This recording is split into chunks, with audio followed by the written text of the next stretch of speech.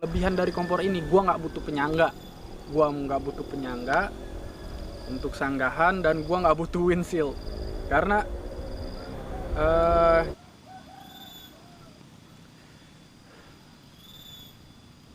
hello men.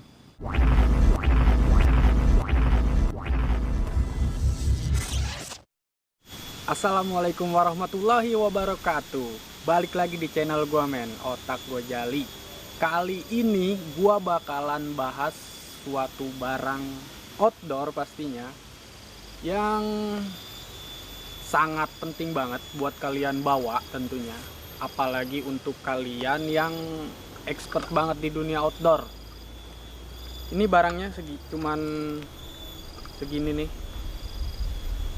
Ini adalah kompor spiritus atau bahasa kerennya capillary hop stove. Ini segini tuh udah sama bahan bakar ya, padahal kompor aslinya tuh kecil banget.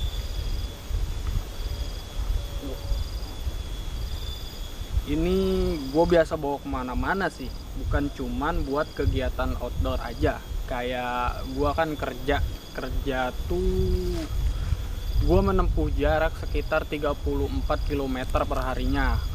Kalau pulang pergi kalian tinggal kaliin aja tuh. Nah, di perjalanan itu kadang gue kalau lupa bawa jas hujan, misalnya kayak lupa jas hujan, terus kita kan otomatis meneduh, dan kita kan nggak bisa memilih tempat untuk meneduh. Jadi kadang di warung juga penuh, kadang neduh di mana aja lah semampu kita. Dan di suasana hujan dingin seperti itu kita pastinya membutuhkan minuman hangat, dan gua selalu buat kopi di sini. Ini berguna banget sih buat gua, selain dibuat bushcraft atau camping, hiking. Kompor spiritus atau CHS, capillary hop stove. Nah, kelebihan dari kompor ini, yang pertama itu ringan pastinya, simple, kecil kan, ukurannya kecil banget. Ini bisa lu kantongin bahkan, dan bahan bakarnya mudah didapat karena ini bisa menggunakan spiritus, minyak tanah, atau solar. Ini gua isi ulang ke sini. Ini botol 100 mili. Kalian tahulah botol ini botol apa. Biasa untuk ngepep. Ini botol liquid 100 mili. Ini cukup banget. Kalau untuk bikin kopi itu gua sekitar 5 kali untuk memanaskan air 200 ml.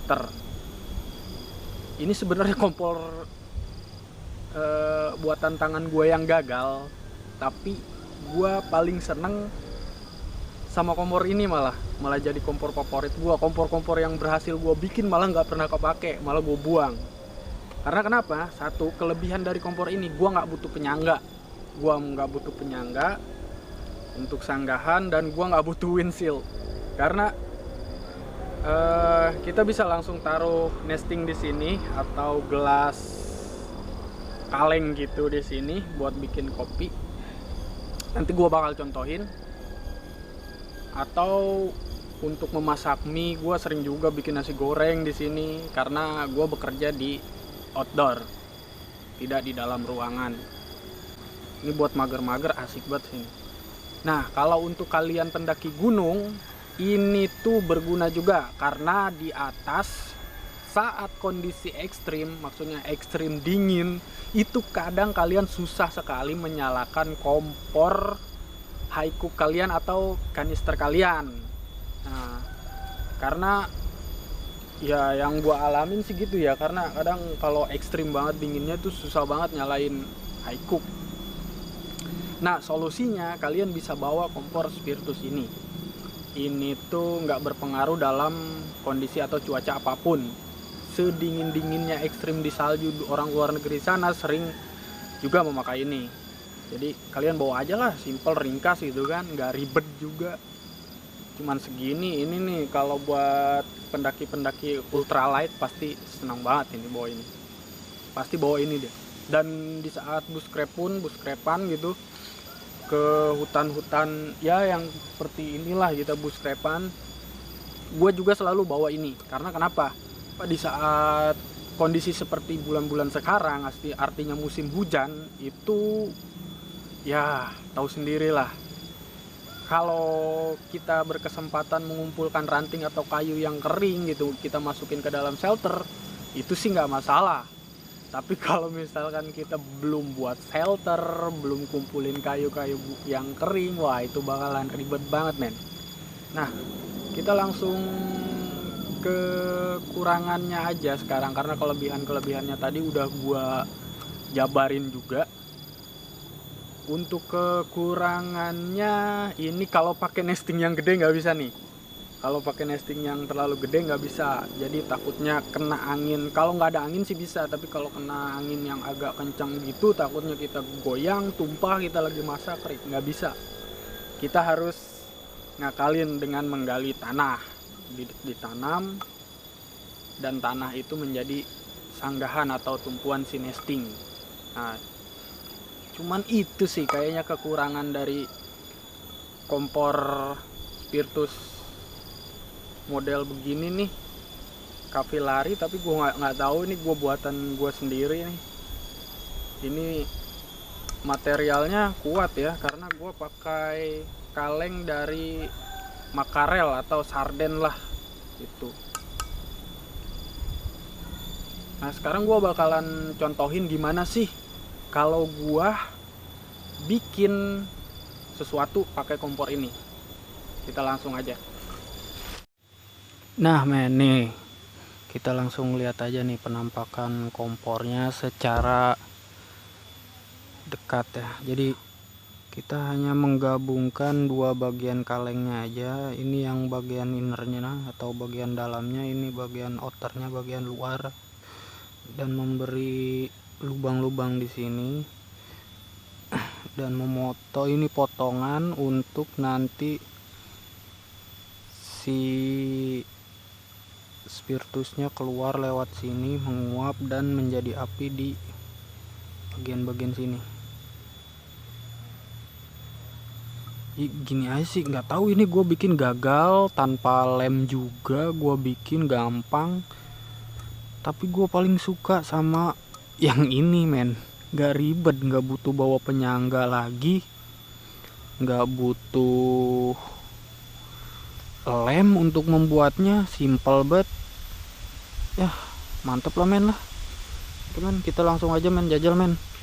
Nah men, untuk bahan bakarnya juga termasuk mudah didapat ya men, lebih mudah didapat dibandingkan high cook atau kanister, karena di pedesaan manapun sudah ada toko bangunan ya men. Ini gue beli di toko bangunan spiritus yang cair, gue juga punya yang gel itu lebih awet.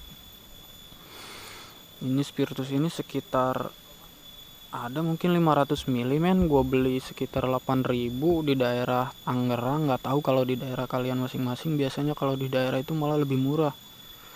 Kayak teman gue, dia beli 1 liter aja cuman 13.000, 12.000-an gitu men. Nah karena ini udah gue refill ke sini, ini untuk gue berpergian ukuran 100 ml. Nah kalau botol aslinya tuh begini, kita langsung tuangin aja men. Kita tuangin spiritusnya, ini sekitar 15 ml men.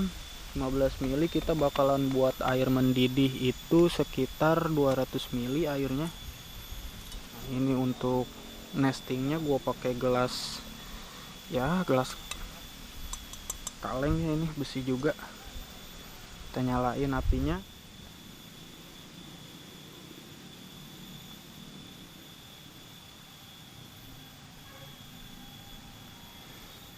Nah ini udah nyalanya men, cuman nggak kelihatan men,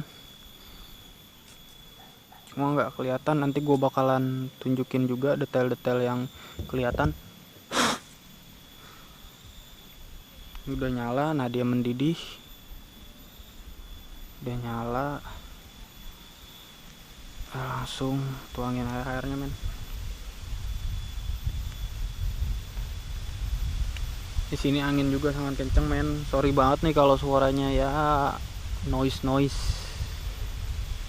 itu men. Oh ini nggak ada, ternyata nggak ada 200, mungkin sekitar 150 mili,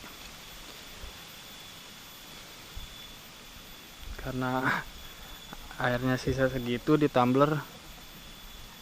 Nah kan dia mendidih, itu nyala men dia men. Langsung aja kita tagen, cek orang Sunda namanya tagenkeun wae kadinya. Kita tunggu. Tidak secepat high cook memang, cuman ini tuh sangat membantu banget. Nah dia udah mateng ya men, udah airnya sudah gerak-gerak, udah keluar bulir-bulir juga. Buih, airnya sudah matang.